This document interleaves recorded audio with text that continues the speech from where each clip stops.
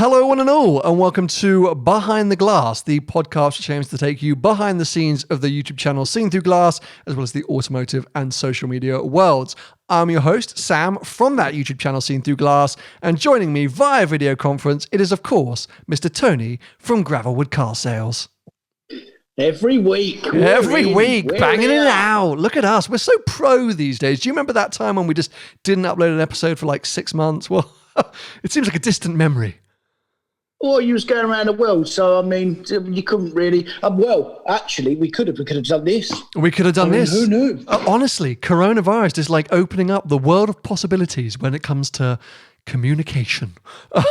Anyway, we've worked out now that if we can't, when this all goes back to normal, if we can't sit in the same room and you're on the other side of the world, we can just do this. It's fine. Well, that's the thing. I think actually some people have been saying they've enjoyed this more than when we're in the room together, which I don't know if that's a rude thing or an insightful thing. I've enjoyed it more. Well, I know you have.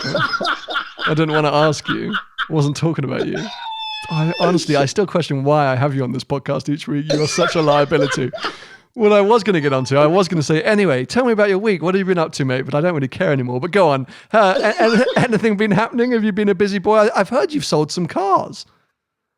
Yeah, I mean, well, like I said, we are allowed to sell cars remotely now. So we've sold a few and I've done a bit of tidying up. And anyone that watches this podcast is in the market for a car at the moment, do go on the website and have a quick look because I could do with the business. I'd really appreciate it. I'll sign something for you or whatever if that's a thing. Yeah. So are you not doing handovers? You're sort of doing reserves, or you're able to do like socially distanced handovers? How does it work? Yeah. So the government come out a couple of weeks ago and said motor dealers are allowed to hand over cars remotely. So that means, the process would be that we take a deposit for the car over the phone. We do a video or a Zoom call to the customer. We then get it in the workshop, get it prepared, and we deliver it to their house and kind of conclude the business at their house using safe distance, which is totally fine. Fair play. Oh, good. Well, look, I'm glad you're able to find a way to work and that you've been selling some cars, because it will have a slightly different vibe to it, this podcast, if you end up homeless. I mean, you're already going for a slightly strange, look. We've talked about the skinhead on previous episodes. But yeah, the sort of shaggy homeless look would be a different vibe, I think. It would just set up things incorrectly. So I'm glad you're still working. Don't get me wrong. We're not selling enough. Obviously, it's a numbers game. We're not doing enough business, but no one is, I guess. But something's better than nothing. There we go. Yeah, no, that's how I feel at the minute, to be honest, as well. Like I'm just trying to find any content to create that I can, and any other opportunities that come along, brands that kind of want to have a bit of help to talk about what they're up to at the moment. I'm trying to jump on that and help them as well. But I have been producing and releasing Drive the World movie, finally. Something I've been working on for an incredibly long amount of time. 2 episodes have come out now. My sort of retrospective look back on last year. And I'll tell you the biggest thing is, whilst it's cool, like it's a great experience for me, like it's really pushing my editing style and my abilities, it's also a great way to kind of escape the mundaneness that is lockdown, because I'm kind of like traveling all over again by watching back this content. It's a bit of escapism. Yeah, see, it's just reminiscing a bit as well. And I don't watch a great deal of YouTube, obviously, but I have watched parts of part 1 and part 2, and as normal, without you getting a big head, it's very, very well presented and very well put together, as it normally is. I mean, it's not very often I say nice things about I was going to say, and I know you're watching it because you just want to mob me up. You watch it to find bits that you can send me and go, you look like a thumb here, mate. No, you know why I watched it as well? It's because I didn't watch a lot of Drive the World, and I felt like I missed it all. So that next time I talk to you about it, you'd be like, oh yeah, no, I remember that bit, even though you had no clue that it happened at the time. You've just been watching the movie. It's no disrespect to you. I just don't watch a great deal of YouTube, full stop. So, I know. I don't buy a lot of cars through you, but what's a lie? It's actually a lie, though, isn't it? Yeah.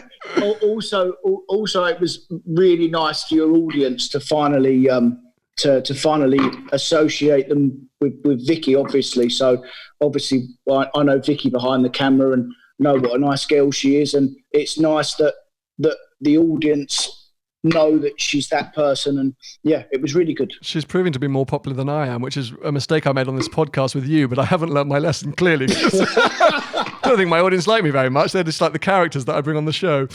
Anyway, look, enough catching up. We need to get into it because amazingly, you're not the only one in the automotive industry who's kind of been able to do some work recently. We've heard the news that some big manufacturers are kind of getting back to work, and we're going to touch on that briefly. A few other questions and topics that some people have submitted via Instagram, and then our main subject for today, and I'm surprising Tony with this, so I'll give him a couple of minutes to think about it, is I want to go back. I want to go way back to how we first met. Because we've actually touched on it a couple of times before, but we've never really gone into detail of how we met and how we ended up, being on this podcast together every single week. And I did a recent episode talking about how I met all the other YouTubers, and people were crying out for the story of how you and I met. So that's going to be the main focus of today. So try and go back. I know your short and long-term memory is not that good these days. Being an 85-year-old man, you're going to struggle, but see what you can remember. And yes, we'll be right back with you all to get into today's podcast, today's episode of Behind the Glass.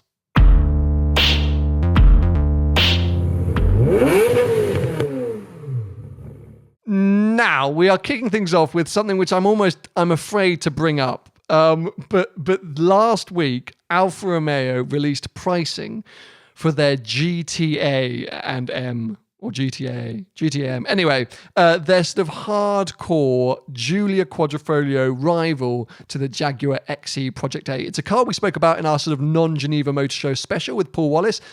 Tony was a huge fan, kept talking about how he loved the idea of this car. I'm obviously being sarcastic. But at the time, obviously, I mentioned the fact that it was a direct rival to one of my dream cars, the Project 8. And it's turned out do you know this story, by the way, Tony? Do you know what I'm about to say? No. No. Oh, okay. Well, take a guess at how much it's going to be. What's the standard Quadrifoglio spec'd up? 60. Okay. So take a guess as to the price of the Alfa Giulia GTA. I think it's the M. Anyway, the GTA. Who cares? Go on, take a guess. Well, they're Italian, so they've just made it up, as in they've plucked a figure out the sky properly, and then they'll reduce it as and when they feel the need to. I'm going to go 120. Higher. What? I mean, no, wait. Because 120, I thought, that's really taking the piss, 120, but I thought I was going to go 100, but I thought I'll go 120 because it's double the money of a normal car. Well, the next port of call is 150, which is that stupid Jaguar. That's how much that is. 153. Yes, it's an absolute joke. I've told this story before when I went to the sort of Project 8 sort of unveiling / invitation to buy event. And I was talking to some people there and we were all trying to work out what the price would be. And it was a very similar situation where the sort of most expensive XC was kind of 54 grand, something like that. And we were saying, well, it's going to be a 100 grand car, surely, but they can't go much more than that. And we were sitting in the room and they went, and it will be priced at £145,000 plus options. And we all went, what? Turns out a lot of people bought it, went ahead and spent that money, and I'm very jealous that I didn't. But yes, this is quite, I think, ludicrous. I get it. It's a direct rival to the Project 8, so why not price it in the exact same way? But I think we've all seen with the Project 8 that it's not priced well. There's just too much money. It's way too much money. That car should have been 110 grand, which already would have been expensive, but I think would have been bearable. But this is just a thing we're seeing across the board, isn't it, Tony, that sometimes these manufacturers get a little bit carried away with where they think the market is or what they think collectors will be willing to pay. And people will be willing to pay that. Guaranteed they will sell those GTAs. Well, it's a lot easier to bring a price down, isn't it, than to put it up. So they always go high. Look at that M4 DTM thing as well. I forgot Same about that. Thing. You're so right. 120 odd grand for a worse M4 competition. It's a worse car. It's undrivable. It's terrible. Nismo have arguably done it with the GTR as well. A not really much better, 120, 130 grand. who buys them cars? How many of them Jaguars? You know, them Project 8s, what did they make? 150? Well, I think they tried to. Unfortunately, they have really struggled. And I think, and they might not be very happy with me saying this, you could probably still get hold of one if you wanted to. It's ridiculous because for me, that's an amazing car. And if I was a richer man and if I was Shmee 150, I would have one in the garage in a heartbeat, in a second. But I can't afford that kind of money, and I still think it's too much for the car, which is why I didn't really buy it in the first place. But it's a shame because Jaguar have ended up not selling what is probably one of the greatest cars they've made in the last 20 years. I think with Alfa, their brand value, their brand presence is strong enough that they can kind of rock that price somehow. Look at the 8C, and I know this GTA is nowhere near the 8C, but it's got something. I think people will buy an expensive Alfa. But in the grand scheme of things, you're right. How many times have we heard of these quite ludicrous special editions not actually hitting the kind of numbers that the manufacturers are wanting to make? I don't get it, mate. I honestly don't get it. They've looked at that Project 8 thing, that Jaguar couldn't sell them all. Yeah. You can still buy one now. And then the Italians have thought, I know, we'll make one as well. I mean, what's the point? Oh, well, the point is I get to go and drool over it. Because it does tick a lot of my boxes. I know I was quite mean about it on that initial non-Geneva Motor Show special, but I've now come round to it slightly just because I'm like, well, if I love the Project 8 so much and the Giulia Quadrifoglio, I've started to really notice them on the road recently because you see not very many of them. And I'm starting to think, well, it is such a good car, apart from the fact they don't work that often. We both really like that car. I mean, you had one.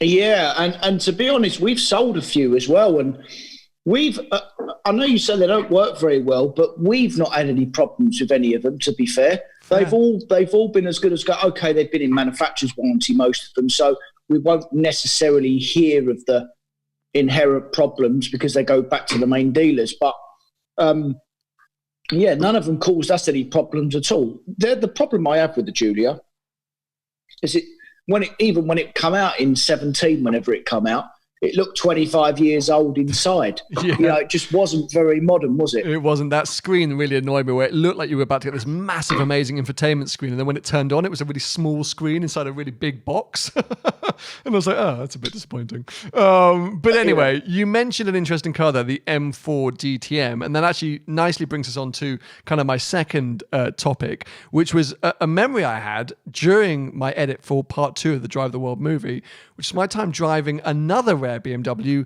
the M3 GTS, the orange one with the wing. I think it was the E92 or E92. I'm so bad with my BMW mark codes. E92, the V8 car. Exactly. And I loved that when I drove it. And actually, it was a car that kind of followed me around the world last year. I kept bumping into them all over the place, considering they're supposed to be so rare and so desirable. I kept seeing them in dealerships. And another car that they didn't really make the number that they tried to.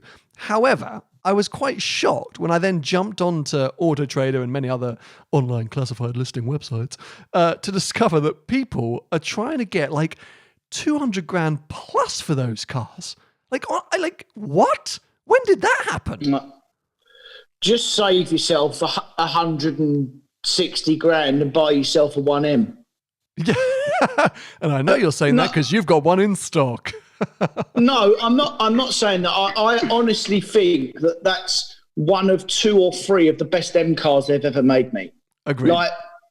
And it's 40 grand. To be honest, we've had our car in stock quite a long time, but I'm actually thinking of just putting it away and keeping it because although Gravel would own it, it's my company, it's my money. I might just take it off sale and just leave it because I honestly think that car would be worth a few quid. When you look at M3 GTSs, 180, 200 grand. I mean, it's ridiculous. GT3 outrageous, mate, outrageous. Like the car was cool and I liked it. And the reason I looked, I thought, oh, maybe they're like 60 grand. Like, what a cool car to have. I could not believe it when I looked them up. And I was like, but my question is anyone actually buying them? Because as I saw so many last year and almost all of them were in dealerships. So I feel like it's a bit of a sort of bubble, a bit of a sort of, we're just going to price them at this because, we think that's what they're worth, but no one's actually going forth and paying that kind of money for them. Who knows? But you're right. The 1M is such a steal in the grand scheme of things. And a future episode that I'm kind of working on behind the scenes, which we will be doing soon, is, modern classics. Tony and I's thoughts on what cars right now represent potential sort of opportunities to get into something that will be looked back on as a classic. And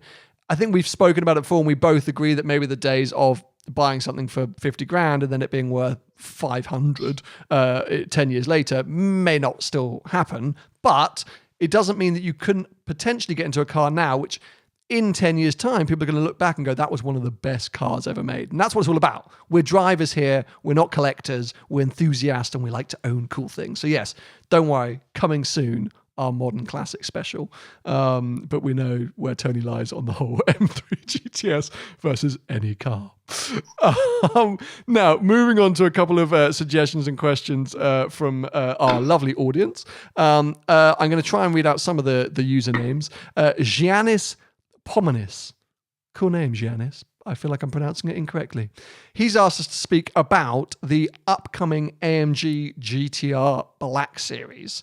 I'm assuming this is because of the hype from Shmi, having just bought his SLS Black Series and talking about the fact that one day he might like to add a GTR Black Series, should it ever come, should he ever get a slot. I sort of like the idea of a GTR Black Series. I don't know about you, because I just feel like it's been a while since we've seen a Black Series product. I guess the last one being the C63 Black and the SLS, right? So there hasn't really been a Black Series of this most recent generation of Mercs. And so I'm quite intrigued by that. But Tony, what are your thoughts? Well, historically, Black Series Mercedes have been terribly uncomfortable, as in really, really, really uncomfortable. And they don't really go round corners that well. They're a bit of a pain in the arse to drive, but obviously they're rare and they're special, and I get it. The AMG Black Series, the GTR Black Series, I don't even know what they're going to call it. Is that what they're going to call it? No, who knows? Who knows? I think it's been the AMG GT Black Series. Okay. I obviously, because I had the GTR, and I actually missed that car. Oh, no, I saw your post about that the other day. Yeah, I do miss that car. And someone went in on me the other day because I said that I won't buy another Lamborghini again, and I don't miss my Lamborghini, which is true. And everyone was saying, well, because you lost money on it. Well, I lost a hell of a lot of money on the AMG GTR as well, but I miss it. So it's got nothing to do with the money variant. I've lost money on lots of cars over the years. Doesn't mean I don't miss them or I do miss them. That's not the deciding factor. It does play a part, though. As in, I'll come back to it in a second, but it does play a part. Yeah, it does, but that's not all what I look at, as in terms of, I've lost a load of money, that's the reason why I won't buy another one. But the Black Series, if it's anything like the GTR or the GTR Pro, it will have a bit of character and it will be special. The biggest problem with that car is going to be the GT2 RS. It won't be as good. It's just as simple as that. But it's going to be that money as well. It will be that money. But could it be something different? Because GT2 RS is such a track-honed, road-destroying machine, rear engine, sucked to the ground with that big wing, Porsche dynamics. Like, if we go back and look at our GT3 RS versus GTR road trip, such completely different cars. I mean, almost incomparable. We did try and compare them, and we actually did compare them, but almost incomparable. I think a GT Black Series, AMG GT Black Series, will be so kind of wild. Well, maybe it would have been wild 10 years ago, probably be quite tame these days. But, I think it will be a rear wheel burning, maybe, yes, a Nürburgring lap record setting, but who cares? Monster. And I don't think it will have the same characteristics as the 2RS. So whilst maybe lap time wise you could say they're similar, I think they'll deliver it in such a different way that I think that GT Black Series could be quite a sort of like TDF ludicrous car. I mean, I guess the Germans aren't going to go down that route these days with all the sort of, regulations, etc. But if you look historically at Black Series cars, they have always been a bit wild and a bit crazy, but they've been good, I think. And so I kind of hope that the GT Black Series will be something quite special in these times. I worry I'm getting ahead of myself and it's going to come out and be a bit disappointing, but we can only hope, right? We can only hope. Yeah, I don't think it'll be disappointing, and I think it will be the opposite to the other Black Series, like the SLSs and the SLKs. It won't be a handful. It will be a good handling. Yeah, it'll really handle, because my AMG GTR handled well, mate. For sure. It wasn't as wriggly and as cumbersome as a GTS, essentially. You know, it really stuck to the road and it held well, and it would move about a little bit, but you know, and I've seen some spy shots online and stuff of the Black Series, and it's got a huge wing on it like the GT2 RS, but I just feel that, you know, the money they're going to be asking for it, they're going to be asking £250,000 for it. Easy. I know that easily, and I know that you shouldn't say this because it will be a proper car, because no one makes a bad car. But I mean, you've got to be brave to spend £250,000 on a Merc. You know, like a Ferrari, a Porsche, a Lamborghini, McLaren even. You know, they kind of can command that amount of money. But, you know, Mercedes sell A-classes at 20 grand, mate. Yeah, you know, it's a we've risky said this strategy. all before, and it's hard for them to command that sort of money for a car. Of course. Well, anyway, let's hold out. Let's see what happens. You know, lots of question marks over future cars and timelines of it. But we did get the news, and you mentioned Lambo briefly there, that there are some manufacturers who are going to kind of be opening back up or getting the production line running again in the weeks ahead. And Lambo were one of them, who not only said we're going to sort of, in a very safe way, get the production line running again, but we're also going to be revealing a new model. Now, this is probably or almost certainly going to be a variant of an existing model, because I think they said that they're going to bring in a fourth car, but not until like 2025 or something. So we're expecting a variation. Now, if it's a variant of the Aventador, then, I mean, I'm just going to bow down to Lambo for just being the bravest, most like hilarious company ever. Surely they can't rerun that car. But I think we're probably all expecting the car that Paul Wallace teased last week, which is the kind of performante version of the Evo. Is that what you're thinking, Tony? That's exactly what I'm thinking. I'll tell you why I'm thinking it as well. Is because they're not selling the Evos. So this is what Ferrari done with the Pista. So they couldn't sell 488s anymore. So they have to sell cars, mate. So what, you know, and don't forget, they've got all them engines and all these chassis that are, you know, they're all in a line. What we're going to do with them? We're not selling them anymore. I know, let's make a special version of it. That'll get them going. And that's what I bet you, it's some version of the Evo, because they're not selling Evos. No one's buying them. Hardcore version of the Evo with a new name, Super Trofeo, Super Leggera, Super something, which will be an attractive proposition. But I think, they're running into that territory now with the Gallardo, aren't they? Where there's just going to be so many variants. I get confused. Rear wheel drive, like, you know, four wheel drive, Evo, non-Evo, performante. But it's all a bit too much for me. I get lost in the blurred lines. But let's hold off and wait and see, because it's still a good looking car, still an attractive proposition, I think, for lots of people.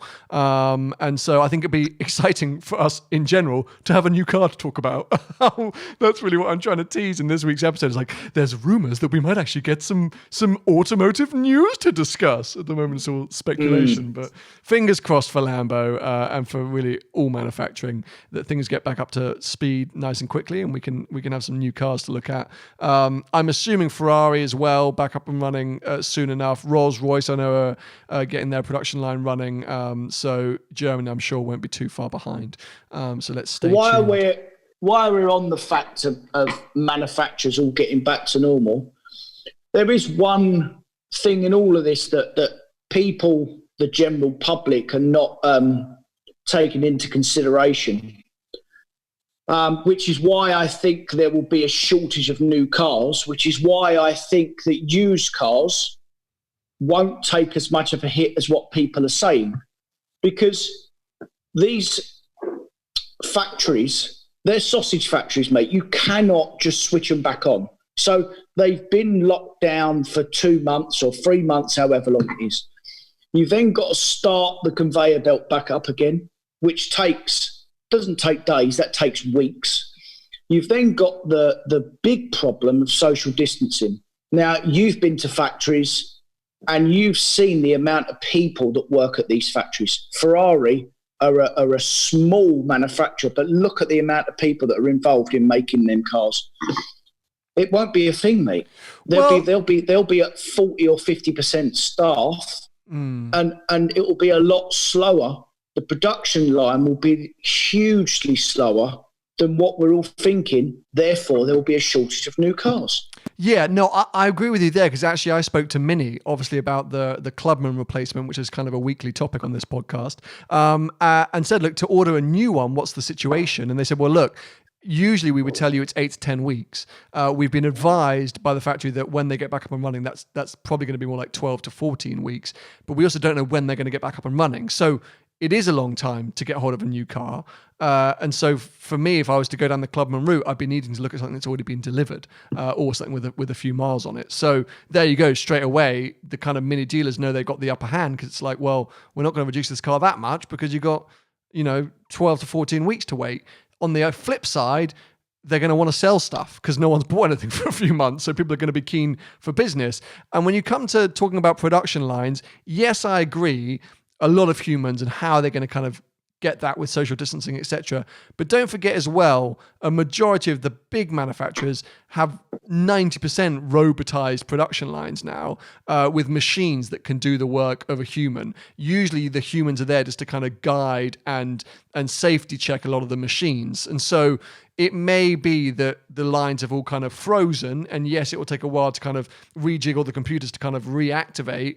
But I would suspect that a lot of the work can continue with minimal human interaction. We'll see. Who knows? Maybe it would be an interesting insight, actually, to sort of hear from someone on a factory level at one of these manufacturers. But I'm with you. I'm totally with you where I think new cars are going to be slow, and especially from the likes of Ferrari and Lamborghini stuff. Maybe not from like Peugeot and Ford, but I think there will be slow new cars. And I agree that therefore used car values, used cars I think will be in demand, because I think people won't want to wait, or might not be able to wait that amount of time. And that's definitely the pot I'm in. My ability to go out and order a new car to replace the Clubman JCW when it goes back to the factory is not possible. I'm going to have to find something used or at least unregistered. So there you go. I'm a prime example of someone who might be trying to buy something new.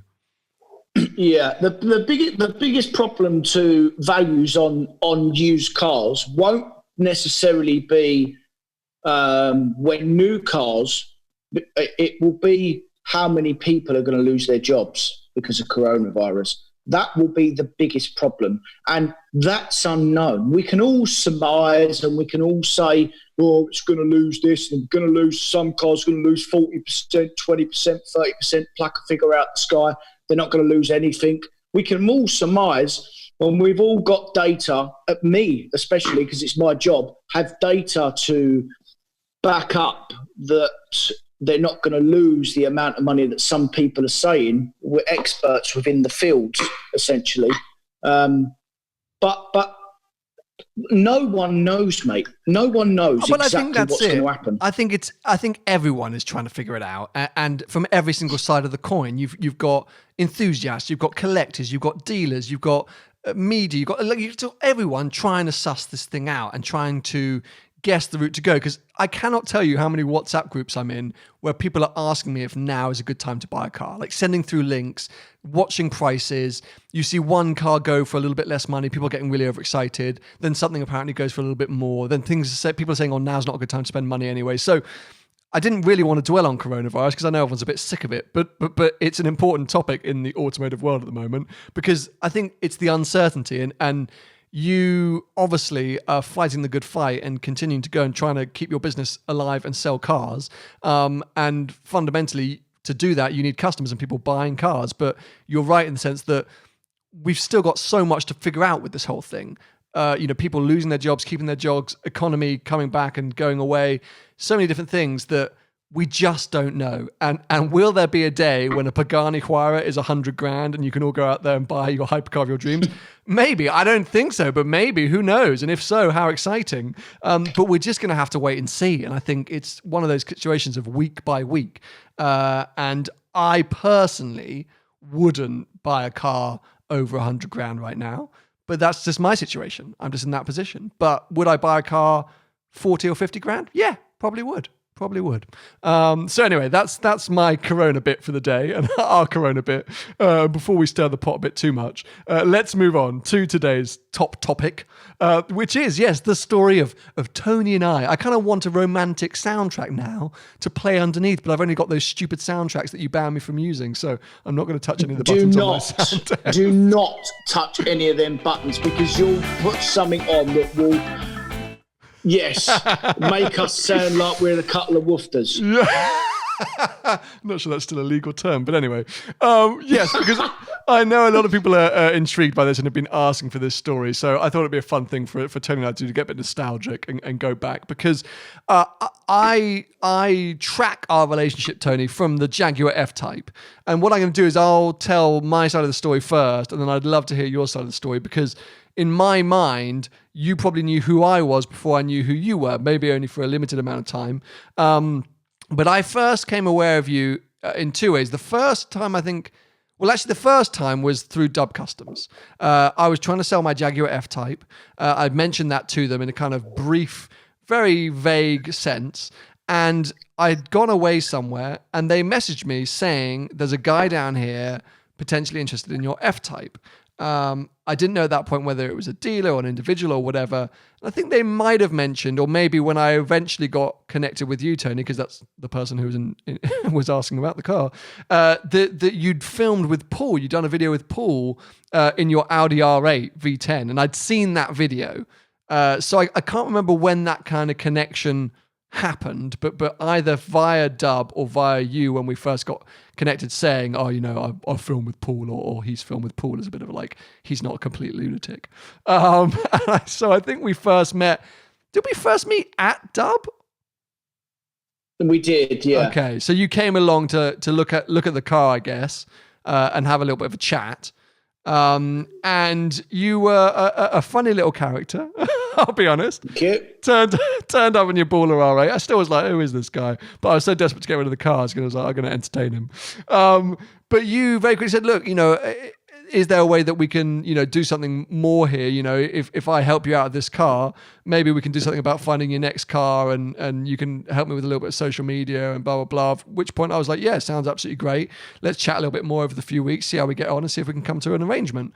And we did, because you were an absolute G and managed to sell my car slappity quick, moved on to a new buyer. And so we said, great, well, let's start the hunt for the next car and do this. And kind of our relationship grew very quickly from there, I think, because we kind of decided to do the My Next Car series. And I decided I had to get you on the channel, which is something I probably regret now. It was terminal. Terminal. I don't know what I was thinking. But I said, you can't grow a business without kind of having a face to it. If I was just driving around going, thanks to Gravelwood Car Sales, people wouldn't really care. But I knew, to really get people on side with you and aware of what you were doing, if we put you on camera, people would associate with you and the business a bit easier and a bit quicker.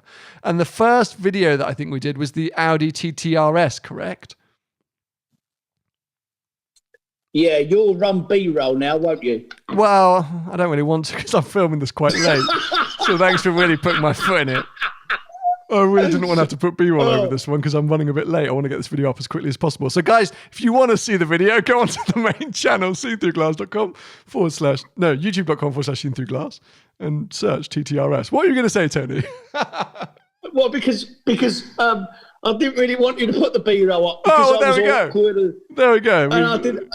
And I didn't really know what to say. You didn't. And you sat there nodding most of the time. I did, yeah. It was an awkward experience. After a few, we got used to it. Yeah, you slowly eased yourself into it, but it was great. I mean, it was a series that has gone down incredibly well. Looking for the replacement of my F-Type, which of course eventually led to the McLaren 540C. But I think your popularity on the channel grew very quickly. People enjoyed your one-liners. I think they enjoyed the series. They enjoyed the idea of it. It added a bit of credibility to my search, but also, of course, did the fundamentals, which was help grow awareness for Gravelwood, something that I was more than happy to help do, because seeing your setup and getting to chat with you and seeing how quickly you sold that F-Type, which I don't think anyone else in the UK could have done, considering what I'd turned it into. I was like, this guy's worth promoting. Clearly knows what he's doing. And then, of course, your kind of big shining star moment, at least in my mind, but I think the audience's mind, was finding the McLaren 540C. And we haven't really told this story before about when we first kind of went to McLaren London to kind of discuss the car and go over specs and stuff. And I know you enjoy telling it. So do you want to say what happened when we left after we kind of agreed the deal on the car? Well, I mean, I remember it like it was yesterday. And we come out the dealership and you had the biggest flap. I mean, I literally thought I was walking down the road with my sister and she'd bought a pair of shoes that she couldn't afford. I mean, you was like, oh my God, like, what are we going to do? Mate, I can't buy this car. Like, I need to tell Vicky, like, I mean, I can't do this. I mean, I've got to call my dad. I mean, I had such a panic attack because being around Tony, he's just like, go on, mate, what are you doing about? Go, just buy the car. Like, what are you on about? So I'm sitting there like, oh, it's a lot of money, Tony. I don't know. Oh, shut up, get on with it. You earn plenty of money. Crack on. Like, he's the worst, like, little devil on your shoulder. And sitting in a McLaren showroom, we're about to buy my first ever proper supercar. Of course I'm excited. And he just convinces me that I can afford the payments because, of course, I was financing it and it'll all be fine. And the minute I step out of that little bubble, I'm like, what have I just done? Well, I'm screwed. Like, firstly, Vicky's going to kill me when I get home and go, hi, babe, I bought a £140,000 McLaren. And then, yes, of course, I said, I've got to call my dad because as a man who's been self-employed and has told me his entire life, never borrow money for something you can't afford. I was like, I need him to like validate this and tell me that I'm not an idiot because otherwise I'm going to cry. And I just remember his first thing saying, oh, well, you're an absolute idiot. And he would be right. Yeah, he would be right. What a disaster. So yeah, that's kind of like, I feel like a short summary to kind of like the introduction to each other's lives. How do you remember it from your side? So I actually, it's slightly different. I'd seen a couple of you guys searching something. Oh, sorry. Go back a second. I had an interruption for some reason on the Zoom call. Start again. You heard of us, guys? I'd seen a couple of you guys on YouTube, Shmee, you, and Paul. I didn't know who you were. I didn't. I'm not a YouTube or Instagram. You didn't care, is what you're trying to say. I didn't really care, and I saw one of you at Dub Customs in one of the films, in one of the videos, and I thought, I know where that is. I use them. I'll call them. What is this? What do these guys do? What are they doing? Like, what is this? So anyway, I'd spoke to them and they'd explained, and they said, well, actually, they might actually be half Andy for you, and you could be Andy for them. And it was one of the reasons why I started watching the videos. I thought, well, actually, can these boys help me, as a projector level, and can I somehow help them? Because I was always curious about how you got in and out of your cars, and in the back of my mind, I was always thinking, like, is there something I can do for them and they can do for me, and we could work together and they could promote the company and blah, blah, blah, blah. So that was always my aim, and it worked essentially. But it was just getting to meet you guys. So I was at Dub one day. I don't know what I was doing. I was there for something. And Paul rocked up, and I was in my R8. I'll tell you what was happening. Do you remember I had the I was going to say, 24. I was going to interrupt, but you were trying to increase the value of your car by putting Le Mans 24-hour stripes on it, pretending it was a special edition. I know you weren't actually pretending that, but... No, but that, and then Paul rocked up for some reason. And I got talking to Paul, and he said, "Oh, I like you, R8. There, you know, Paul. He's easy to talk to." And I just said to him, "You can have a go if you like." And he said, "Oh, can I?" I said, "Yeah, cool, no problem." We went out, and then I started talking to Paul, and then the guys had mentioned that you was selling your Jag, and I said to him, "Well, get him on the phone, give him my number. I'll buy it if he wants." And I thought, well, this could be an opportunity. This could be the opportunity I was thinking about. We might be able to do something. And I said, yeah, you know, get him on the phone, or we'll meet. And, you know, if I can help him, I'll help him. And yeah, that was my earliest. And then we met, and then you've told the story from there. And I think the best thing about it, as with any kind of like relationship, whether it's with a company, a brand, an individual on my channel, is it was authentic, because as you kind of mentioned there, the best part about it is you were offering a service. It wasn't literally like you came along and said, "Oh, look, can you promote my business?" And it was just a bit like, "Okay, fine, mate." You know, there was, you were doing a service by helping me in and out of cars that maybe I wouldn't have done myself. As we spoke about briefly before, you kind of forced me into a McLaren, which I definitely wouldn't have done if you weren't in the room. But you also helped me out of that McLaren the other end. So thank you very much for that painful experience for both of us. No problem. But yeah, that was the thing, you know. And so I think the audience kind of got that and saw, and it wasn't just like, "Oh, who's this guy?" It's like, "Oh, here's the guy helping Sam." And then later on, Paul and others in and out of cars. And you know, from that point of view, I enjoyed doing it because it made sense and I was talking about things for the right reason. But we definitely did run into a few troubles at the beginning with regards to you appearing on YouTube. And I think maybe it was a forewarner for the monster you've become. But I do remember actually going and driving a Ferrari F430 for the My Next Daily series. And this is actually something that had been arranged through the Ferrari press office. If you don't know, Ferrari do have a pretty tight handle on, you know, any kind of media exposure for their brand. So if you want to go and test drive a Ferrari through an official Ferrari dealership, it has to be approved by the press office.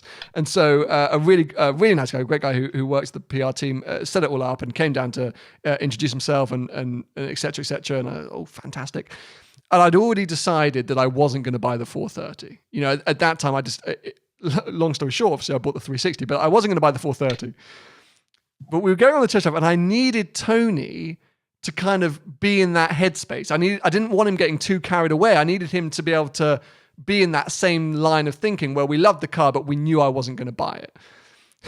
And off we went on the test drive. And I had briefed you about that. But you were so overexcited and overjoyed to be in a Ferrari, as was I, that we had to do about 25 takes. Because every time I'd be like, "Yeah, but the thing is, I'm not sure this would be the right car." You'd be like, "Why not, mate? Well, I think this is perfect. What are you on about? It's a perfect car." And I was like, no, Tony, we're not buying this car. We have to we have to not let the audience get carried away, because when we don't buy it, they'll be upset. And he was like, "Oh, right, you know, okay. 2 seconds later. So yeah, as great as this is, I think we'll look at something else." "Don't look at anything else, mate. Ferrari's the way to go." And I was like, "Oh my God, this guy, I cannot work with him." You were a bit of a liability back then. I was, yeah. But going back to what you said about putting a name to a face and putting me on camera, although I'm not a huge fan of social media, it was the best thing you guys could have done. You in particular, to be fair. It was literally the best thing, because every time I meet someone, or I go to a car show, or I see someone at a petrol station or in the street, everyone says, "It's Tony from Gravelwood." I mean, it's absolutely perfect. It's exactly, had you not put me on camera, that association would have never have been there, and it would have been absolutely pointless. Yeah, no, exactly. It's a different, you know, you got to do it in the right way. And I knew you had the credibility, but the personality that people would, you know, latch onto. And we did it softly. And what you got to be careful with is obviously you don't want to turn somebody against a business because of an individual, which can happen and has happened previously. But I knew, you know, I was confident enough in my editing ability to make you look good. But also I knew you knew what you were talking about. And, you know, we had fun. We were doing a fun thing. And as I say, it added credibility, especially to that test drive series, apart from the fact that you were desperately trying to convince my audience to convince me to buy a 430 at the time. The rest of it, you were pretty useful to have along in the car. So, yeah, I mean, from that point, fast forward a few years, I think, you know, once that My Next my next supercar, my F-Type replacement, I can't remember what we called it, series was over, we did do another one, which was My Next Daily. I just mentioned that by mistake. But a few other kind of videos here and there. And I think as we became better friends, as well as kind of, having a working relationship, we were just hanging out more and doing more things. And, filmed a couple of videos of your personal cars. We went on a couple of road trips. And naturally, it's 3 years later now, I suppose, or 3 and a bit years later now? Yeah, 3 and a bit, I'd think, yeah. 3 and a bit, and actually spending as much time together, or at least talking as we do, you do form very close relationships. So it's been fantastic, and it's definitely, it's changed certain elements of my channel, but fundamentally this podcast, because this kind of podcast really only came about because sort of you and I saw an opportunity, something that we were enthusiastic about and passionate about, and I definitely wanted to do the whole podcast thing, but I kind of knew you'd be the perfect person to team up with because of your knowledge and your experience, but also because of your ghastly one-liners, and don't let that blow up your ego. But, the hope and the aim is that it continues to do the fundamental job of raising awareness for gravelwood. Fingers crossed you don't put your foot in it so much that you or I or gravel get sued at some point. But yeah, I mean, you have now sort of ended up with a social media career in some parts, and so how do you feel about that now? Well, I don't take it that seriously, which is why I'm probably the person that I am. But you've said to me many times, and I do listen to you, to be fair, most of the time, especially when it comes to social media, especially about football. Like you guys are kind of experts at that. That's not my expertise.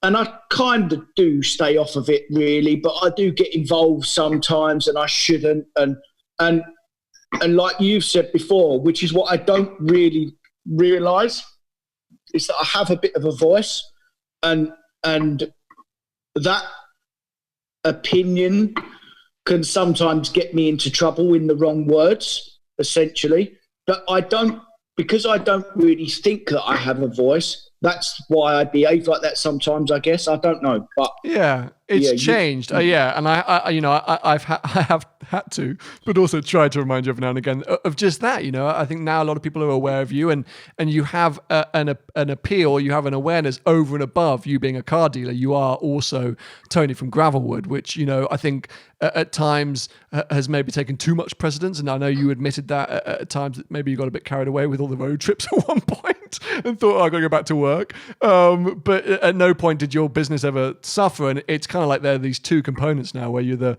hardworking businessman / entrepreneur that has ended up with things like GT3 RSs and Speciales in the garage. But also, I would say that you do have a sort of, not a heightened version of yourself, but you've had to sort of separate Tony from Gravelwood with actual Gravelwood. And it's worked well now. I think you can come on here and be the loud mouth that you are, but know that you're still running a business very effectively and well behind the scenes. So yeah, look, it's been fun to reminisce about those early days, and it's sort of worrying how quick time has passed, I think, because it feels like just about 2 months ago that we met at Dub Customs, and I had that F-Type, glorious days. But yeah, for those of you that were fans of those early series, there is a new My Next Daily series coming as soon as lockdown is potentially able to be lifted. No matter what, if I've had to have gone out there and bought a car, we will do a retrospective, what else I was looking at the time, and whether I then regret whatever I've ended up buying. But of course, there will be plenty of road trips, won't there, Tony? One day, at some point, there'll be plenty of road trips. There will be, yeah, and you know what? It might actually be one of the only things that we can do, because you can isolate in a car. So when we're all allowed to go out driving again, maybe it'd be good for this country as well. Maybe people will spend more time in this country exploring North Wales and parts of Scotland and Ireland where we went. So I'll certainly be doing a bit more of that. Although I think I've been on every piece of tarmac in the UK. Yeah, you wish. I'm like a globetrotter. No, you're what's the opposite of a globetrotter? You're like a domestic trotter, a home trotter. I mean, I'm fairly tame compared to you, because you've been right around the world. But I mean, I've covered most of Europe. So well done, mate. Okay, well, look, that brings a draw to today's episode. Thank you so much for those of you that have tuned in. If you're watching here on YouTube, make sure to subscribe, turn on notifications so you don't miss future episodes. We've slowed down a bit. We're slacking on our subscriber count. Tony, remind people that the number we're trying to get to. Well, where are we now? We're like 33 and a half or 34,000 subscribers, but we want to get to 50,000 would be nice, guys. We would love 50. And I know maybe people thought, oh, well, there's not much motivation because I'm not going to be able to go and join the guys like they promised because of lockdown. But look, like Tony and I are doing right now, you could join us via video conference. Who knows? So just get us to 50K. It would be lovely. And if you're listening, please, of course, make sure to keep following us, listening on whatever platform that is, whether it's Spotify or Apple Podcasts. Lots of you out there who listen to us only. So thank you very much. And we will catch up with you next week. So for now, stay safe, stay inside, stay alive. And yeah, we'll catch up with you soon. Bye-bye.